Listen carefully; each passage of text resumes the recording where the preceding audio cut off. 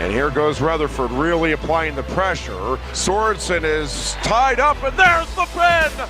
Retherford gets the fall! Tries to come through the legs, takes down Retherford in the center of the mat. The amazing Zane Retherford is a two-time national champion.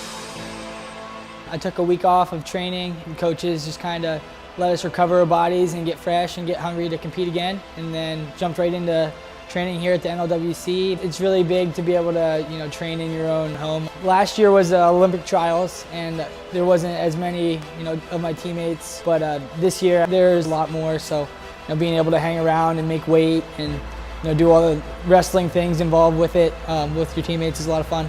In the beginning of the tournament, there was 8 guys in my weight, I believe. So I had 3 matches in the challenge tournament until the best of 3 series. So I ended up winning my 3 matches. I had to wrestle Frank Molinaro in the finals. It initially was supposed to be, I think, Jordan Oliver. Something came about and ended up being I was wrestling Frank. So that kind of threw me for a loop a little bit. Whoever I'm wrestling is kind of out of my control. I just kind of focused on whatever comes next, and that was what was next. So I tried to keep the emotions out of it.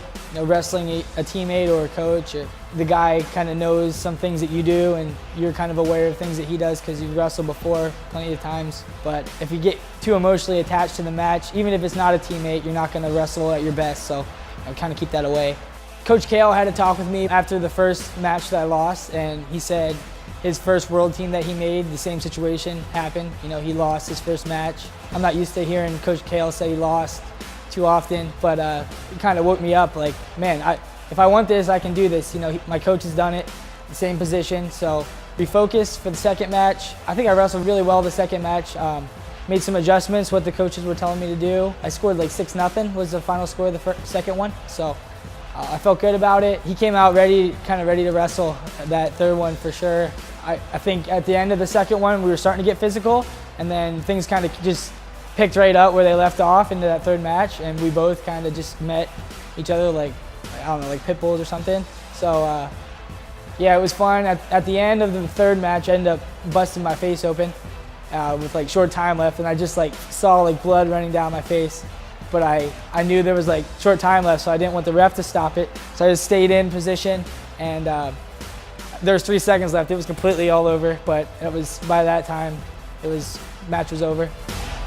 Just a funny story. In between the first and second match, I lost, and my little sister Miley had told my parents. She said, "So what happens if Zane doesn't win?" And my older sister said, "Well, we don't get to go to Paris."